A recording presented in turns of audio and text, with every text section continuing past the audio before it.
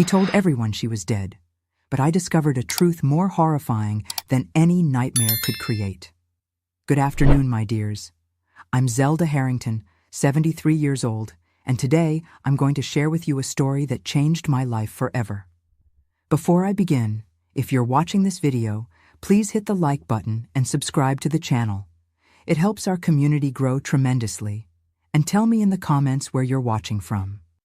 I love knowing my stories reach so many different places.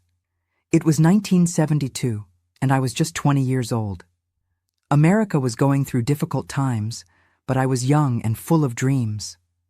I worked as a nurse at Pinewood Memorial Hospital in a small town in Vermont. I wore that starched white uniform with the little cap that all nurses wore back then. My father had passed away recently, leaving only some debts and our modest house. My mother took in sewing work to supplement the little I earned at the hospital. It was on a rainy Tuesday that Thaddeus Mitchell walked into my life for the first time. He came to the hospital to visit a friend who had suffered a workplace accident. Tall, with graying hair at the temples, despite being only 30 years old, Thaddeus had a natural elegance that stood out among the simple men of our town. Everyone knew his story. The devoted widower who had lost his wife, Marigold, in a tragic car accident 5 years earlier.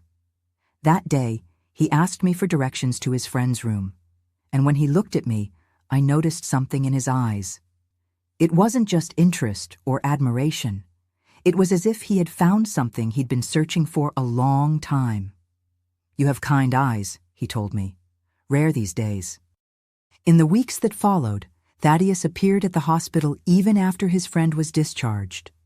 He brought flowers, not for the patients, but for the reception desk, to brighten the environment, he said. But I knew it was a pretext to see me. A month later, he invited me for coffee after my shift. "You know, Zelda, since Marigold left us, I never thought I could feel again what I'm feeling," he confessed, as we sat in the only elegant cafe in town. "I'm afraid of these feelings, but I can't avoid them." Thaddeus owned a lumber mill that supplied major construction companies in Boston. He was respected in town, lived in a large house in the most affluent neighborhood, and drove a dark green Dodge Dart that made everyone turn their heads when it passed. For a simple girl like me, it seemed like a fairy tale. Our relationship progressed quickly. My mother warned me, "Be careful with widowers, Zelda. Some never really let their first wife go." But I was in love and wouldn't listen to advice. Thaddeus treated me like a princess. He took me to restaurants I could never afford to visit. He gave me French perfumes and talked about plans for the future. There was, however, one ritual that never changed. Every Saturday, precisely at 10 a.m., Thaddeus would go to the cemetery to bring red roses to Marigold's grave. "It's just respect," he explained. "I promised her I would never forget her." At first, I found it romantic. A man capable of honoring promises even after death. We married 6 months after meeting, in a simple ceremony at the local church. I moved into Thaddeus's large house with its heavy antique furniture, dark paintings, and an atmosphere that never seemed truly illuminated, even on the sunniest days. That's when I noticed the room. On the second floor, the last door in the hallway, there was a room that was always locked. When I asked about it, Thaddeus answered with practiced casualness, "It's just family mementos, old documents, nothing important, but I prefer to keep it locked so dust doesn't damage anything." I accepted the explanation. Who was I to question? I was living a life I never imagined possible. In the first few months, Thaddeus was the perfect husband, attentive, present, passionate, but his Saturday ritual never changed. Even on our first weekend as a married couple, at 10 a.m., there he was, leaving with his red roses. "Don't worry," I told myself. "With time, he'll move on. It's just gratitude." But time passed, and nothing changed. What began to intrigue me were the whispered comments that ceased when I entered a room. At church, at the market, even at the hospital where I continued working, I noticed pitying looks. Once, I clearly heard a woman tell her friend, "Poor thing, she'll never take Marigold's place." He'll never love anyone like he loved that woman. Thaddeus spoke little about his first wife. I knew only that they had met when they were young, that she was from a traditional family from Boston, and that the accident happened when she was returning alone from visiting her parents. The car went off the road at a curve. There wasn't much left, he would say, always stopping the phrase at that point, as if the pain were unbearable even after so many years.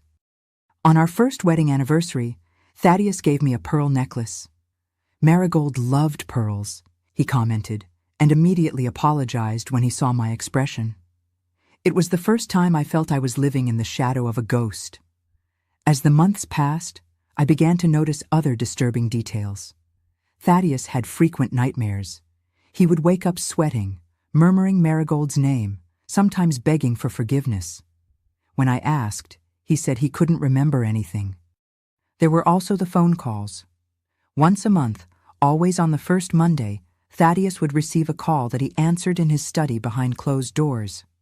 When questioned, he said it was just lumber mill business, but I noticed how tense he became before these calls and how pensive he was afterward.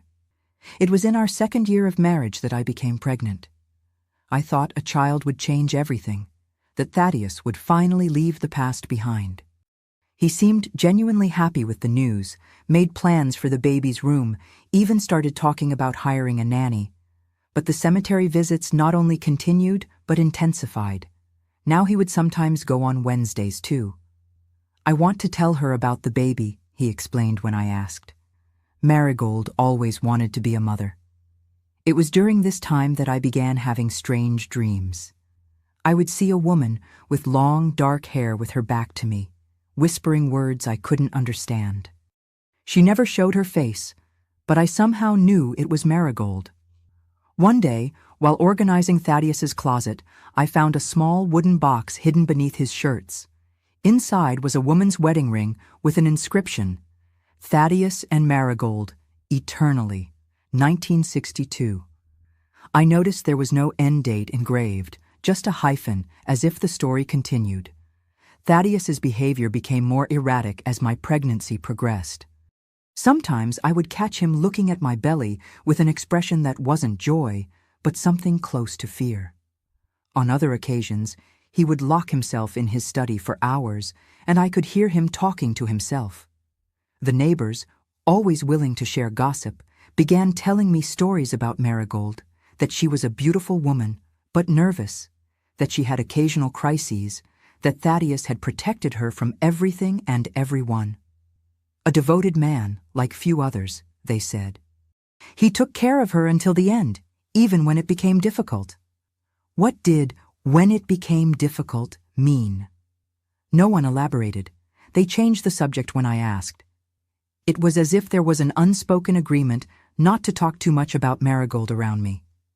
In my 7th month of pregnancy, I woke up in the middle of the night and Thaddeus wasn't in bed. I silently went downstairs and saw light under his study door. I didn't intend to spy, but I heard sobs. My husband was crying like a child, repeating Marigold's name like a litany. I returned to bed without making a sound, but I couldn't sleep. The next day, Thaddeus announced he would need to travel on business for 3 days. It's an important opportunity for the lumber mill. I can't refuse. It would be the first time I would be alone in that big, silent house since we got married. And that's when I made a decision that would change my life forever. I would discover what was in the locked room. As soon as Thaddeus left for his business trip that Friday, I felt the weight of silence fall over the house. During these 2 years of marriage, I had never been completely alone there.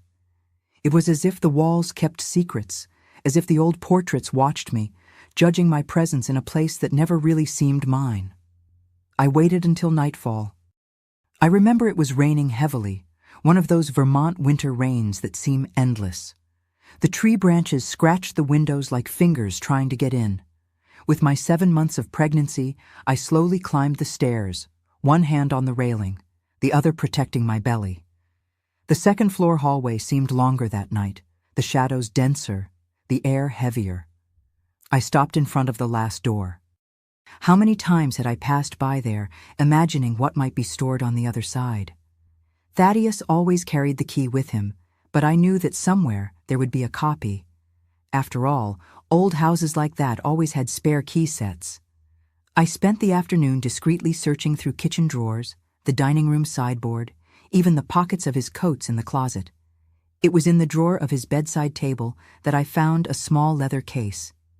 Inside were several old keys, some already rusted by time. I took the whole set and returned to the hallway. The third key I tried fit perfectly in the lock.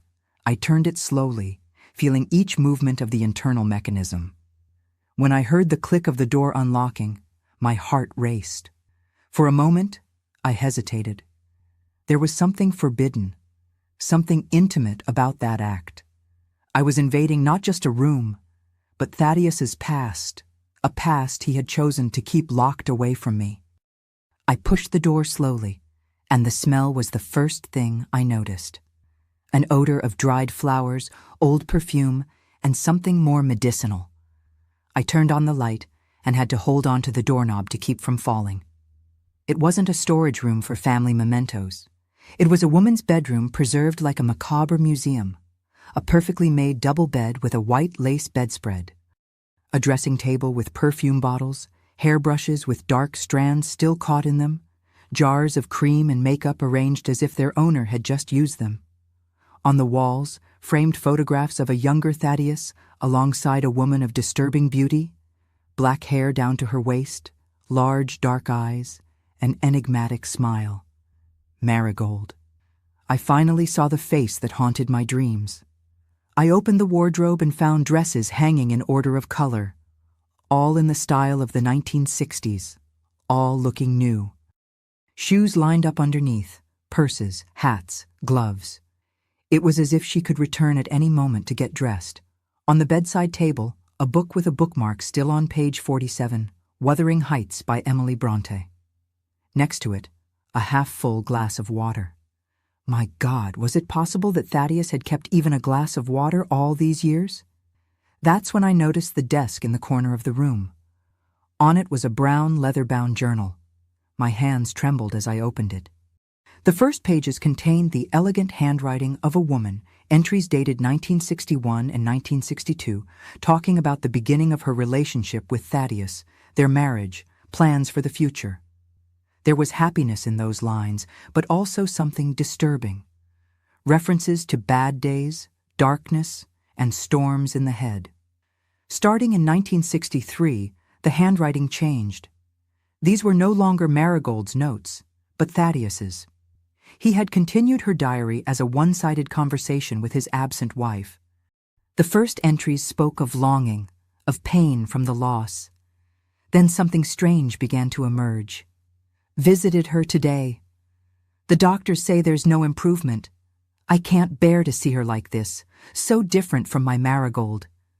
But what could I do? The episodes were getting worse. She could have hurt someone, could have hurt herself. Sometimes I wonder if I made the right decision. But then I remember the fire, how I found her with the matches still in her hand, looking at the burning curtains as if they were the most beautiful thing in the world. I sat on the bed, unable to process what I was reading. The next entry was even more disturbing.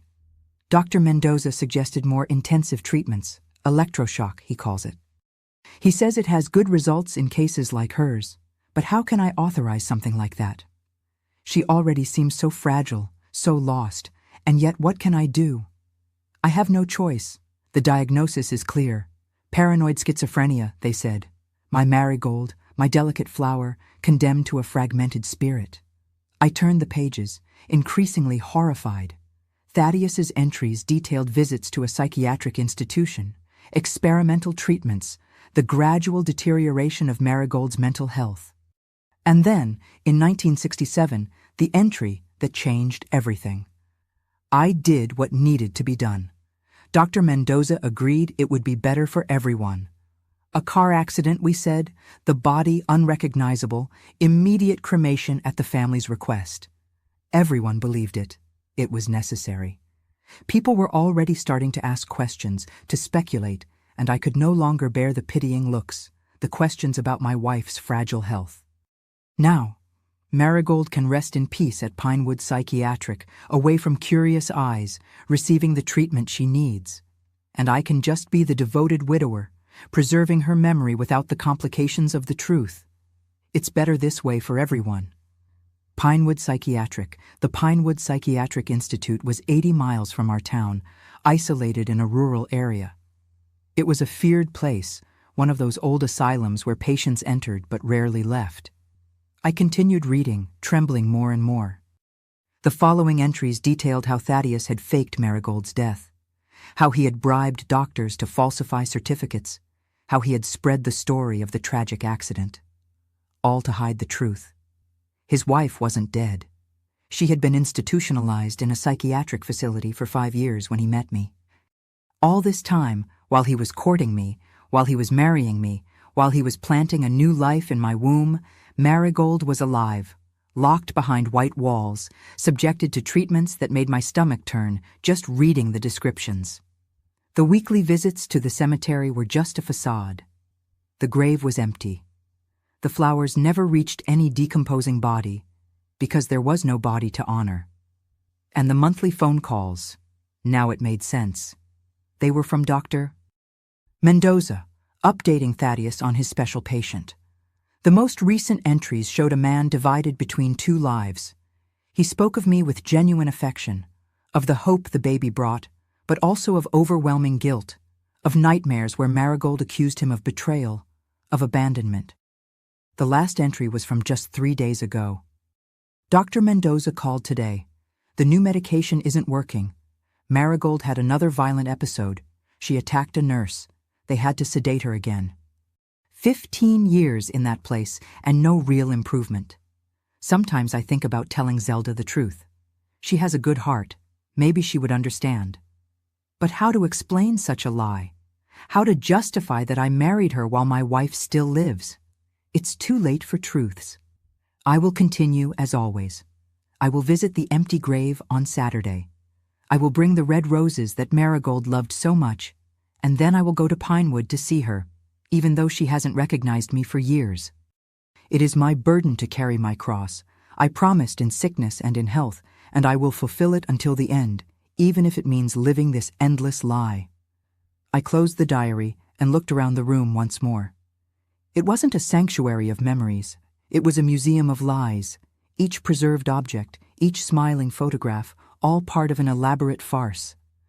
I slid my hand over the lace bedspread, feeling the texture under my fingers.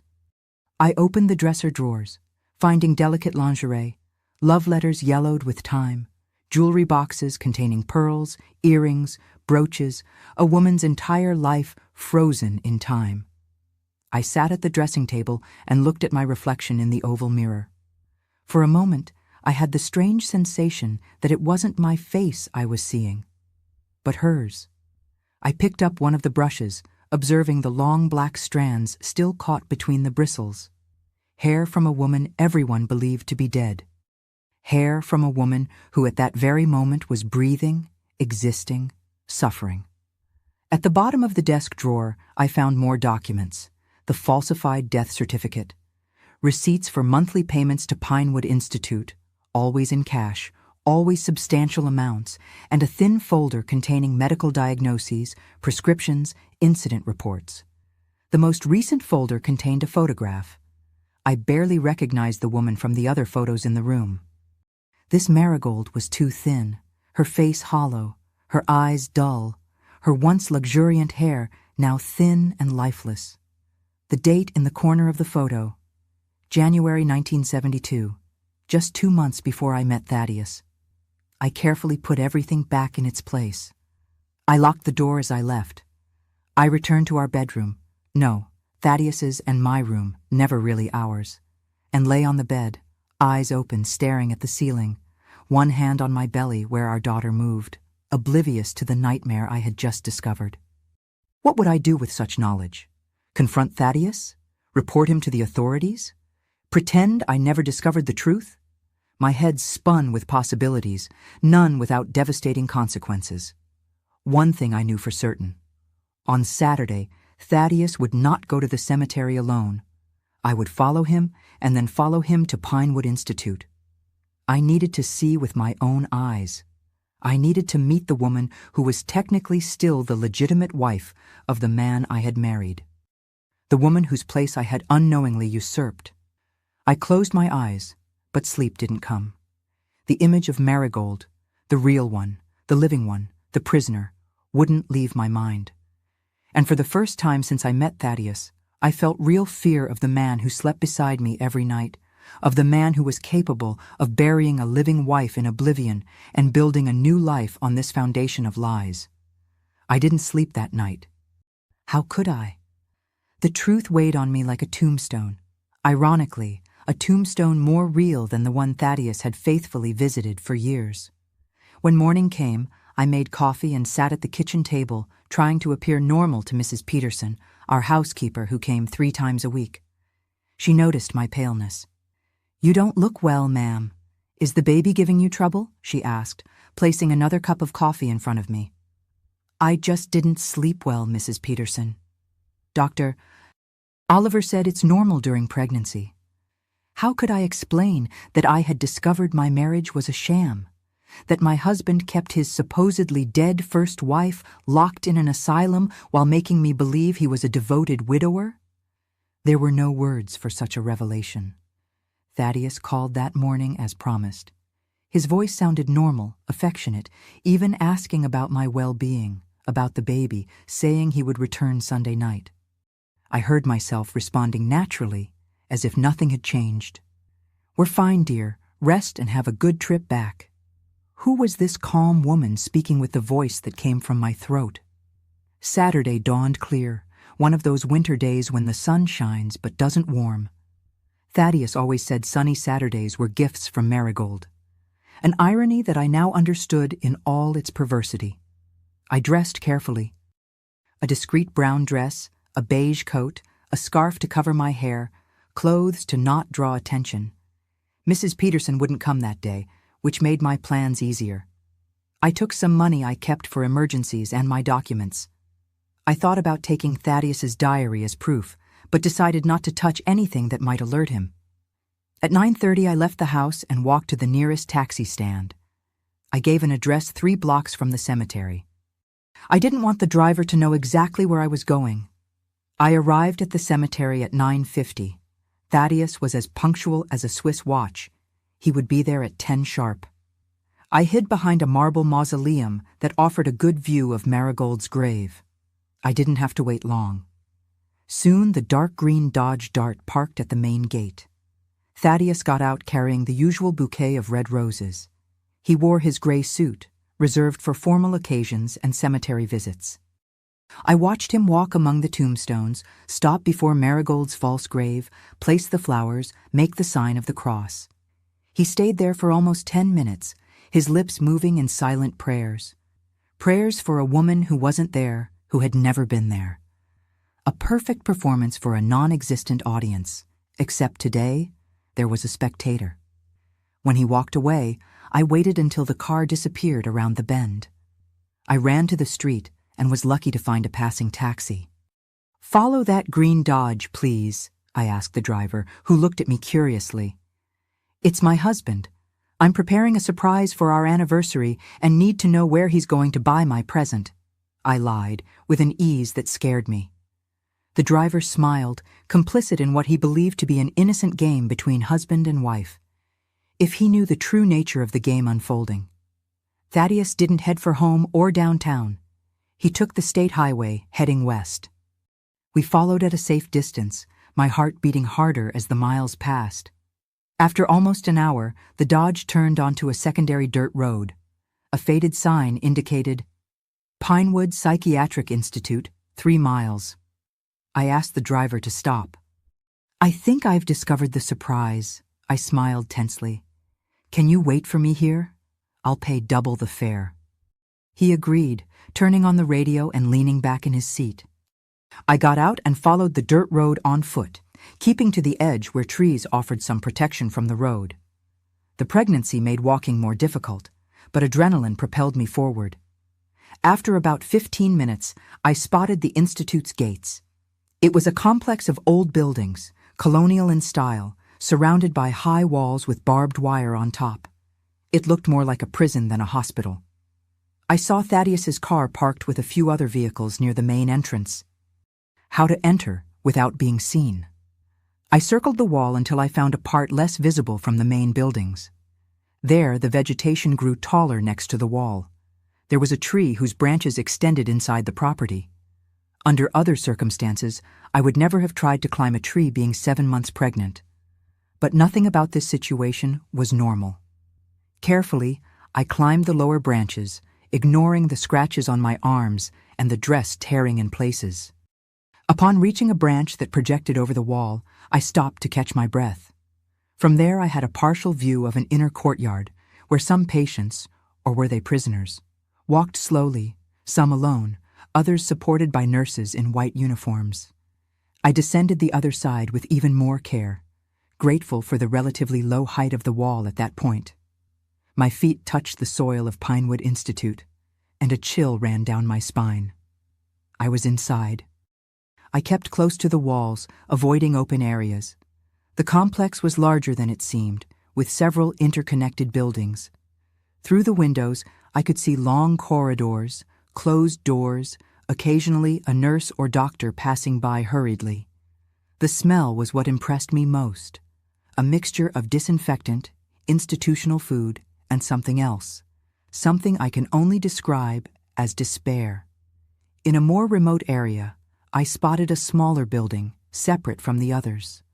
It had only one entrance guarded by a man in a gray uniform. As I watched, I saw Thaddeus approach, greet the guard with familiarity, and enter. How could I approach that building without being detected? The answer came in the form of a young nurse who was leaving one of the main buildings carrying a pile of towels. Without thinking twice, I approached her from behind a bush. "I need your help," I whispered, making her start. Before she could scream, I continued quickly. "I'm pregnant, as you can see. My husband brought my sister here 15 years ago. They told me she died, but I discovered the truth. Please, I just want to see her." The nurse, who couldn't have been more than 20 years old, looked at me with wide eyes. "Ma'am, I can't. I'll lose my job." "Please," I insisted, placing my hand on my belly. "I'm doing this for my daughter, who has the right to know her aunt. I won't cause any problems. I just need to see her once." Something in my desperation must have touched the young woman. She hesitated, then sighed. "Who is your sister?" "Marigold. Marigold Mitchell." Her eyes widened even more. "The special patient, the one in Pavilion C." She looked around nervously. "No one can enter there without Dr. Mendoza's authorization, not even us regular nurses." "Please," I repeated, "I just need to see her for a moment." After a long hesitation, the nurse nodded. "Come with me, but if we're caught, I'll deny I helped you." She led me along a path between bushes to the back of Pavilion C. There was a service door used for supply deliveries. "I can only let you in. I can't accompany you. Mr. Mitchell usually stays for an hour." "You have until then." With trembling hands, she unlocked the door. "Third room on the right in the hallway. There's a small window in the door. You can look through there, but do not enter the room for God's sake." I thanked her and entered. The hallway was poorly lit, with yellowish lamps that occasionally flickered. The smell of medications was stronger here, mixed with something I recognized from my days at the hospital. The odor of human bodies kept in confinement for a long time. I walked silently to the third room. The small window in the door was covered from the inside with a thin fabric, but I could distinguish shapes through it. I brought my eye to the opening. What I saw will be forever etched in my memory. The room was small, with padded walls. A narrow bed was fixed to the floor, and on it, sitting with her back against the wall, was a woman. She was no longer the beauty from the photographs. Her body was skeletal, her once luxuriant hair cut irregularly very short. She wore a hospital gown, faded from countless washings. But what impressed me most were her eyes. Large, dark, completely empty of expression. She stared fixedly ahead, without blinking, without reacting to Thaddeus's presence, who was sitting in a chair by the bed. He held her hand, speaking softly. I couldn't hear the words, but his face showed a mixture of pain, guilt, and love. Yes, even after all these years, even after all the suffering he had caused, there was love in that look. Suddenly, Marigold turned her head. For a terrible moment, I thought she had seen me, but no. She had just changed position, still showing no recognition of Thaddeus's presence. He continued talking, now caressing her hair. At one point, he took something small from his pocket. It seemed to be a lipstick. Carefully, he applied it to her dry lips. The gesture broke me inside. It was so intimate, so loaded with shared history. There was a man who kept his wife prisoner, who had declared her dead to the world, who had built a new life on lies, and yet still loved her in his own distorted way. As I watched, Marigold had a sudden change. Her body stiffened, her eyes widened, and she began to tremble. Thaddeus quickly pressed a button on the wall. Seconds later, 2 burly orderlies rushed in. One held Marigold, while the other administered an injection into her arm. I backed away, fearing discovery. Through the small window, I saw Marigold gradually relax, her eyes closing as the medication took effect. Thaddeus remained for a few more minutes, then kissed her forehead and left, while the orderlies adjusted her on the bed. I hid in a supply closet when I heard footsteps in the hallway. Thaddeus passed by, accompanied by a man in a white coat, presumably Dr. Mendoza. Their voices came in fragments. No significant improvement, more aggressive treatments, how much longer? Quality of life, your responsibility, difficult decisions. When the footsteps receded, I left the closet and quickly returned to the back door. The young nurse was anxiously waiting. "Did you see her?" she asked in whispers. I nodded, unable to speak.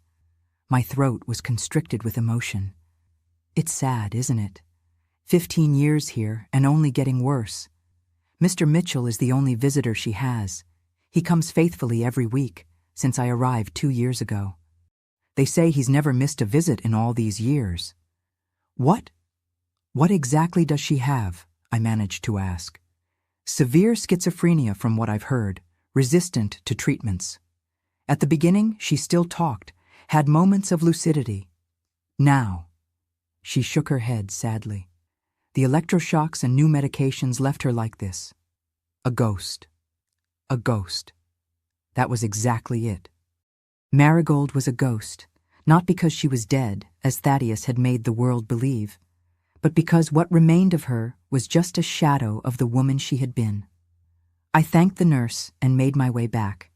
I climbed the wall again, with even more difficulty this time, my body heavy with the baby and with the revelations of that day. The taxi driver was still waiting, listening to a football game on the radio. "Found what you were looking for, ma'am?" he asked casually as I got into the car. What a question to ask. I had found much more than I was looking for. I had found the truth, and it was more painful than any lie I could have imagined. "Yes," I replied simply. "Take me back to town, please." During the entire journey, I remained silent, looking out the window without really seeing the landscape. My mind was occupied with what I had witnessed, with impossible decisions, with the weight of knowledge. Thaddeus hadn't killed Marigold. In some ways, what he had done was worse. He had kept her in limbo, preserved like a relic, visited as a sacred obligation while building a parallel life with me, with our baby on the way. It was monstrous, and at the same time, there was something deeply tragic in it all. When the taxi dropped me off near our house, no, Thaddeus's house, never really mine, I had already made my decision. I couldn't continue living that lie. I couldn't pretend I didn't know. I couldn't allow my daughter to be born and grow up on a foundation of falsehoods. I entered the house, went directly to our bedroom, and began packing a suitcase with my essential things. Clothes, documents, what little money I had. I could go to my mother's house temporarily while deciding the next steps. But then, looking at the bed I shared with Thaddeus, at the furniture we had chosen together, at the crib already assembled in the room next door waiting for our daughter, something inside me changed. A cold anger began to replace the initial shock. Why should I be the one to leave? Why should I give up everything when I was the victim in this whole story? Thaddeus was the liar, the manipulator. It was he who should face the consequences of his actions. I put the suitcase at the bottom of the closet and sat on the edge of the bed. I would wait for him, confront the truth face to face, and then I would do what needed to be done. Thaddeus arrived Sunday night, as promised. I heard the Dodge Dart engine turning off in the garage, the familiar footsteps in the entrance hall, the tinkling of keys being placed on the small hallway table. Sitting in the living room armchair in the dark, I waited as he called my name. "Zelda, I'm home, dear." "Where are you?" I turned on the lamp beside me. The dim light illuminated my face, leaving the rest of the room in shadows. Thaddeus stopped at the door, surprised to find me like this, sitting in the dark. "What's wrong? Are you feeling well?" There was genuine concern in his voice. How did he manage it? How could he sound so sincere while living such an elaborate lie? "The grave is empty, Thaddeus." 5 words, 5 simple words that changed everything. I saw the blood drain from his face, his eyes widen in shock, then narrow in understanding. I didn't need to say anything else. He knew exactly what I meant. "Zelda, I can explain." His voice trembled slightly, his hands moving in nervous gestures. "Explain what? That your wife isn't dead? That you've kept her locked in an asylum for 15 years? That our entire life together is built on a lie?" He closed his eyes briefly, as if absorbing a physical blow. When he reopened them, there was a mixture of resignation and relief in his gaze, the relief of someone who has carried a heavy secret for so long and is finally discovered. "How? How did you find out?" he asked, collapsing onto the sofa in front of my armchair. "The locked room, your diary. And yesterday I followed you to the Institute." Thaddeus covered his face with his hands. We sat in silence for a long minute. When he finally spoke, his voice sounded tired, defeated. "You don't understand, Zelda. No one understands. Marigold she was everything to me. We met so young. We had so many dreams, but then it started. First, it was small things. She would forget where she left objects. She had abrupt mood changes. I thought it was just nervousness. Her father was strict, demanding. She always wanted to please him. He stood up, walked to the bar, and poured himself a whiskey. He didn't offer me one. He knew I didn't drink, especially during pregnancy. Small details of intimacy that made everything even more painful. The episodes got worse. She began having delusions. She thought people were persecuting her, that they wanted to take her away from me. There were days when she didn't recognize me, called me by other names. We consulted doctors in Boston, then in New York. They all said the same thing, schizophrenia. There was no cure, only management of symptoms. He took a long sip of his drink, his hands still trembling slightly. We tried all available treatments, experimental medications, therapies, even treatments abroad. Nothing worked for long, and then came the fire. I already knew this part from the diary, but I let him continue. I needed to hear it from him in his own words. It was our wedding anniversary, 7 years. I prepared a special dinner, bought a gift. She seemed well that week. The new medicines were working. But when I got home, his voice faltered. She had set our bedroom on fire. She was sitting on the bed, watching the flames consume the curtains, the carpet. She was smiling like a child watching fireworks. If I had arrived 10 minutes later, he drank the rest of the whiskey in one gulp. That's when I realized I couldn't take care of her at home anymore. It was dangerous for her, for me, for the neighbors. Dr. Mendoza recommended admission to Pinewood. It is the best institute in the state. I thought it would be temporary, weeks, maybe months. Thaddeus sat down again, now leaning forward, elbows on his knees, the empty glass hanging between his fingers. But the months turned into years. She wasn't getting better. The new treatments left her doped, absent. When we reduced the doses, the violent episodes returned. People in town started asking, whispering, "Where is Marigold? Why do we never see her? What is Thaddeus hiding?" He raised his eyes to me, silently begging for understanding. It was Dr. Mendoza who suggested it. He said it would be easier for everyone if Marigold simply disappeared. Officially, I mean. An accident, a tragic death. He had contacts, could arrange the necessary documents. I would become the respectable widower, no longer the husband of the crazy woman. And Marigold could receive treatment in peace, without social pressure, without looks of pity or fear. "So you killed her," I said, my voice strangely calm. "Not physically, but socially. You erased her from the world." "I protected her." His voice rose for the first time. "You don't know what it was like, Zelda. The looks, the whispers when we passed, how people moved away from her at social gatherings, fearing an episode. How our house became a prison because she could no longer go out without supervision." "And now her prison is real," I retorted. 15 years locked in that horrible place, Thaddeus. 15 years. "And you? You moved on, met me, married me, got me pregnant, all while she withered between four walls." "I never abandoned her," he said, his voice now almost a whisper. "Not a single Saturday, not a week without visiting her, talking to her, even though she hasn't recognized me for years." "And the grave? The cemetery visits?" "Appearances," he admitted, lowering his gaze. "So no one would suspect, to keep the story alive. And also a form of mourning, because the Marigold I knew and loved really did die, Zelda. What remains at the Institute is just a shadow." We fell silent again. Outside, the wind began to blow harder, announcing a storm. It seemed appropriate.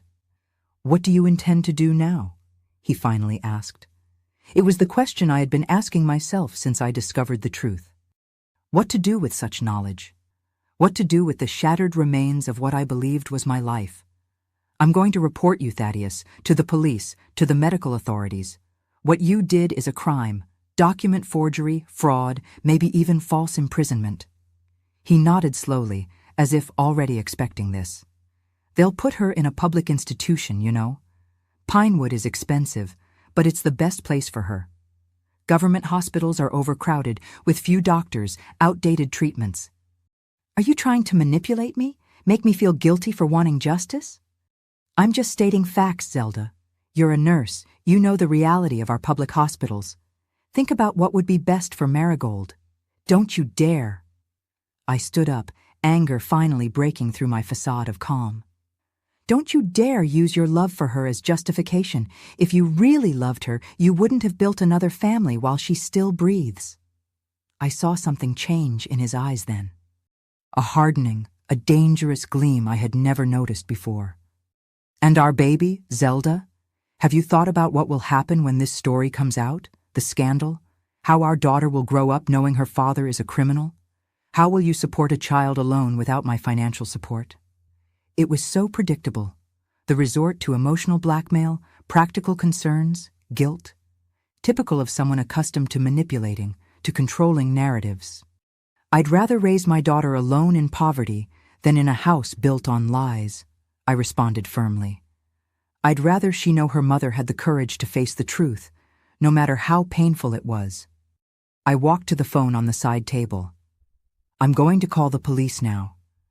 I didn't expect what happened next. Thaddeus moved with surprising speed for a man his age. Before I could reach the phone, he grabbed my arm, pulling me away. "You can't do this, Zelda. I won't allow it." I tried to break free, but his grip was too firm. For the first time since I'd known him, I felt physical fear of him. "Let me go, Thaddeus. You're hurting my arm." "Listen." His voice was different now, a tone I had never heard before. "We can resolve this just between us. No one needs to know. I can explain everything, make you understand. We have a life together, a baby on the way. Let me go." I struggled harder, panic growing. At that moment, the man in front of me was a stranger, not the gentle, attentive Thaddeus I had known. This was someone capable of elaborate lies, of manipulation, perhaps even of, "I won't let you destroy everything I've built, everything I've sacrificed." His voice rose, his face contorted into a mask of anger and desperation. I managed to break free with a violent pull, but in doing so, I lost my balance. I felt my body fall backward, my arms flailing for support they didn't find. My head hit the corner of the coffee table with a horrible, hollow sound.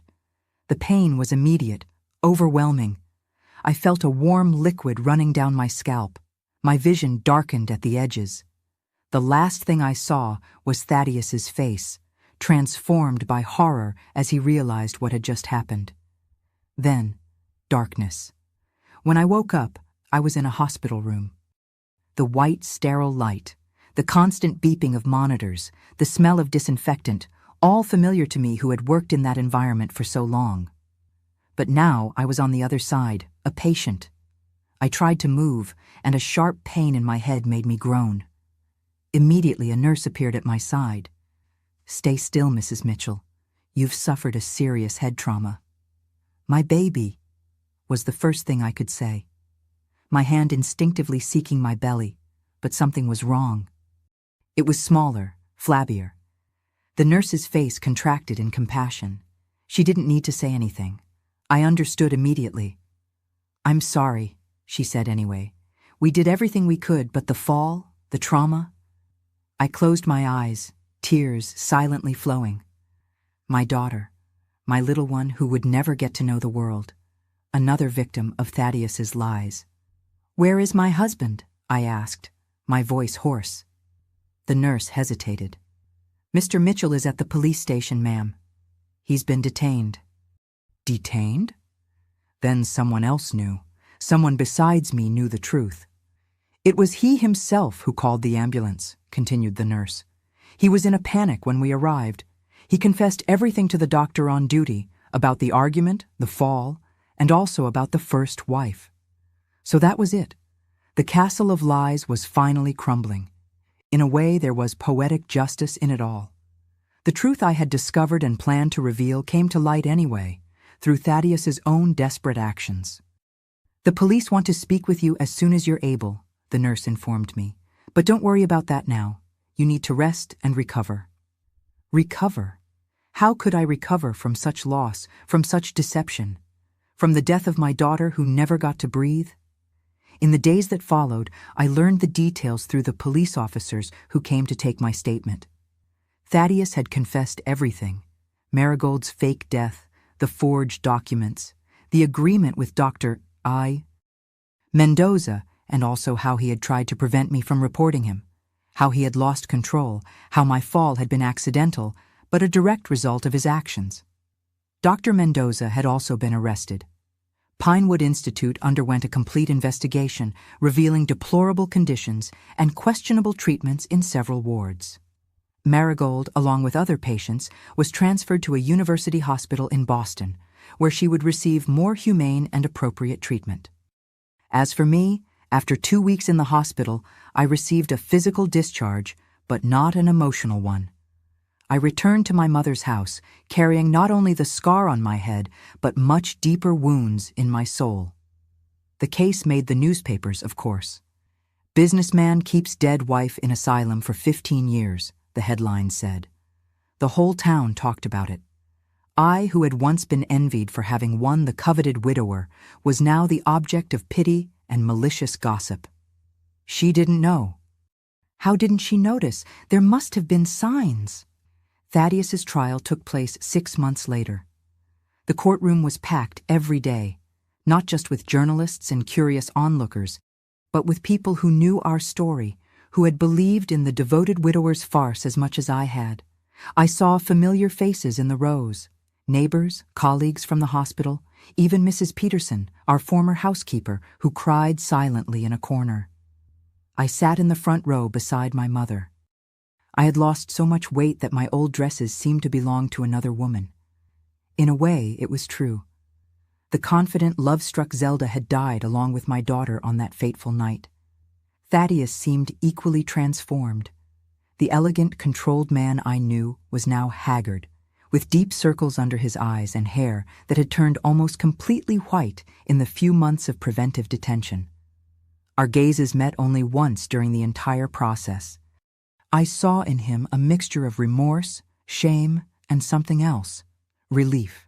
The relief of someone who can finally stop pretending. 15 years of deliberate fraud, thundered the prosecutor in his final accusation.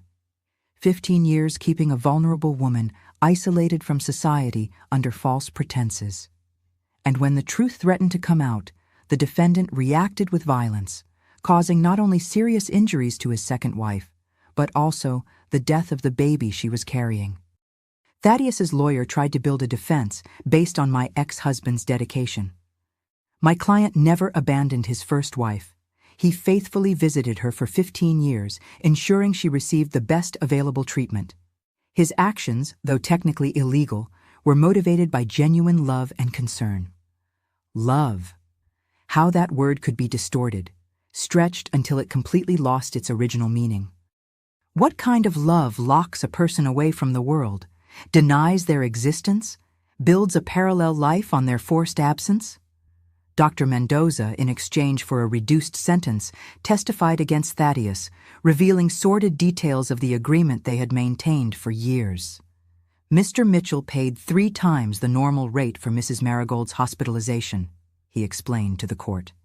In return, we guaranteed absolute discretion and exclusive treatments. When conventional medications stopped working, we resorted to more intensive therapies. The word intensive hung in the air like a miasma. Everyone knew what it meant: electroshock, physical restraint, experimental drugs, treatments that, as I later discovered through the seized medical records, had significantly contributed to Marigold's mental deterioration. During the trial, a forensic psychiatrist presented his report on Marigold's current state. The patient suffers from severe schizophrenia, aggravated by years of institutionalization and inadequate treatments. Her current condition is irreversible. She lives in an almost catatonic state with brief periods of extreme agitation. She does not recognize family members or caregivers, cannot perform basic tasks without assistance, and her verbal communication is practically non-existent. The sentence came after 2 weeks of testimonies. 12 years in prison for Thaddeus for document forgery, fraud, conspiracy, and involuntary manslaughter of our unborn daughter. Dr. Mendoza received 8 years. Pinewood Institute was permanently closed, its patients transferred to other institutions. When the judge announced the sentence, I didn't feel the satisfaction I had expected, just an immense emptiness and the certainty that real, true justice was impossible in that situation. What could 12 years in prison repair? Could they give back the 15 years Marigold had lost? Could they bring back my daughter? Could they heal the invisible scars we all carried? After the trial, I returned to my mother's house. I tried to resume my work at the hospital, but the looks, the whispers, the veiled questions made the environment unbearable. I requested a transfer to another hospital, in another city, but the notoriety of the case followed me. I was the second wife, the deceived nurse, the woman who lost everything. Labels that defined me in the eyes of others, erasing who I really was. It was during this dark period that I made a decision that would change my life. If I couldn't escape the story, I would use the story, use my experience, my pain, to try to prevent other Marigolds from being forgotten, other Thaddeus's from manipulating the system, other Zeldas from living in castles of lies. In 1974, a year after the trial, I enrolled in the psychology program at university. At 22, I was older than most freshmen and carried experiences none of them could imagine. I studied during the day and worked as a nurse at night to pay tuition. I slept little, ate poorly, but for the first time since the tragedy, I felt I was moving in some direction, not just existing in a limbo of pain. During the course, I specialized in mental health, focusing on humanized treatments for patients with schizophrenia and other psychoses. My professors noticed my almost obsessive dedication to the subject. How could I explain to them that each article I read, each technique I learned, each case I studied, was filtered through a silent question. What if Marigold had received this treatment? What if she had had this opportunity? In 1978, graduated and with ongoing specialization, I secured an internship at Brighton Psychiatric Hospital in Boston, the same institution where Marigold had been transferred after Pinewood's closure. It wasn't a coincidence. I had specifically requested that placement. My first day there was surreal. I walked the same corridors that Marigold walked daily. I breathed the same air, heard the same sounds. The difference was that I could leave at the end of the day. She couldn't. Marigold was in the intensive care ward, reserved for patients in more serious condition. It wasn't my area of work, but I got permission to visit her occasionally as part of my academic research. On my first visit, I wasn't prepared for what I saw. The Marigold from the photographs in the locked room, beautiful, vivid, with bright eyes, had completely disappeared.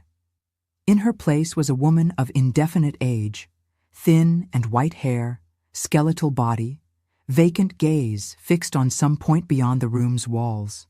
Sitting in a wheelchair by the window, she didn't react when I approached, when I spoke her name, when I gently touched her hand. She's like this most of the time, explained the nurse who accompanied me. Rarely speaks, almost never responds to stimuli. Feeding through a nasal tube 3 times a day, bath with complete assistance. The doctors say it's the result of years of electroshocks and neuroleptics in excessive doses. I stared at that destroyed woman and felt something beyond compassion, beyond the guilt I carried for having inadvertently been part of her tragic story. I felt a deep responsibility.